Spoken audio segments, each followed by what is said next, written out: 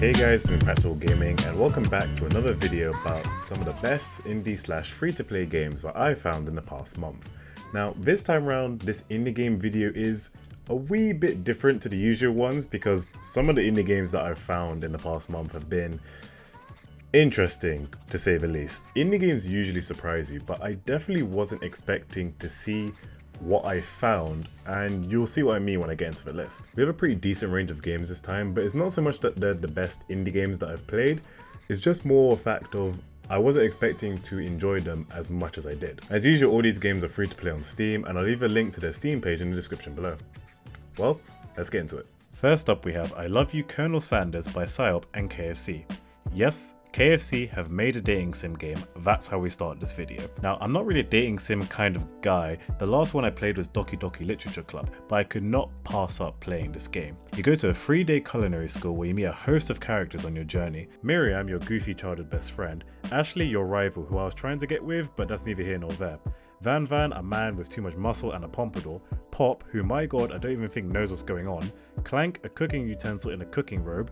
A student whose name no one knows or cares about. And Sprinkles, your teacher, who is literally just a dog. Like, I couldn't make this up if I tried. But all of these characters pale as you try and seduce the one, the only, Colonel Sanders, who I cannot see anyone other than Jacksepticeye every time I see him. This game is absolutely littered with KFC references, and I managed to shoehorn so much into it in a dating sim format that it actually feels like a genuine dating sim game. The artwork is actually really good and polished, and there are certain scenes where I'm almost impressed with how much detail they were into making this game, so they must have invested a lot of time and effort into it. The humour is light but cheerful and helps pass the time in just under an hour or so, and I promise you, you won't regret playing it. I would have preferred the chance to seduce Ashley, and I desperately tried to ship Miriam and Clank, but hey, you can't have it all. Next we have Fishy by Keron Veal. Okay, so hear me out, it doesn't look great, but I genuinely enjoyed playing this game, even though it looked like it took about half a day to make. There's not much to say about it other than what you can see. You play it as a fish in a puzzle platformer, if you can even call it that. That's it. That's the game. If you've ever made games before or worked in like the Unity or Unreal Engine, then this game will look very familiar to the starting stages of any game.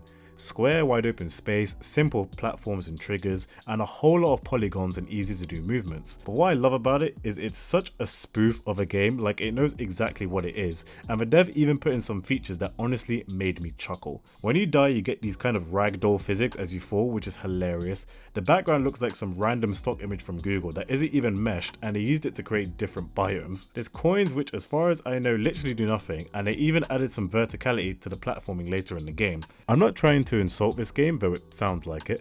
It's just I wasn't expecting to enjoy playing it, and I did, even though there are so many signs that I should not enjoy this game. It reminds me of my game I made for uni, which I had to do in 3 weeks whilst balancing 5 other pieces of coursework, so maybe that's why I have a small soft spot for it. I finished this game in about 15 minutes, and it would have been sooner, but some of the platforming was genuinely a little bit difficult, and then some of it was literally just a straight line. Whether or not the reason I died so much was down to the controls is up to you to decide, but if you want to just have a quick go at a platforming game that is somewhat challenging at times for like 10 minutes, then play Fishy. It's just a fun, no strings attached kind of game. Finally, we have The Itch by Magic Spell Studios. Another platformer, but one with a little bit more meat on the bone.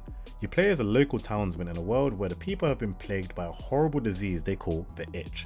The itch is a disease which only seriously affects your health when your heart rate is either too high or too low at any one point. There is no cure for the itch at the moment, but a doctor has claimed a blood lily from the underground caverns is one way to potentially cure the people, and it's your job to venture down these caverns and find the blood lily while passing various obstacles and puzzles. It's an interesting storyline which I like because there's no fat, there's no fluff about it, and it almost immediately ties into the core game mechanic, which is managing your heart rate. In the top left corner there's this kind of heart rate monitor that you need to monitor as you go along.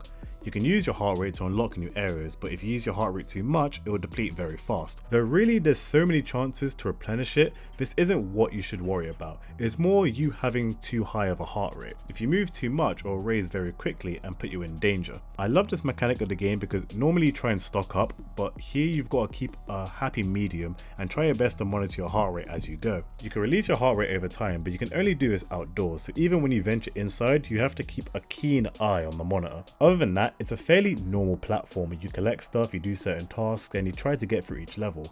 but it's this mechanic that really intrigues me because it's something else you need to think about that I haven't seen too much in other indie platformers. The art style is similar to that I've seen in Backbone Prologue, another pixel art game I looked at a couple of months ago, but with a bit less detail. However, it still evokes this dark, meek kind of atmosphere with the use of colours, shaders and very low exposure. It's not too long a game to play, and for the fact that it's free, not too difficult puzzles, and for this soul mechanic, I definitely recommend you guys playing this game. Well, that's it from me. If you enjoyed, then leave a like, subscribe, and make sure to leave a comment down below about what you guys thought about this month's indie games. Thanks for watching, and I'll see you next time.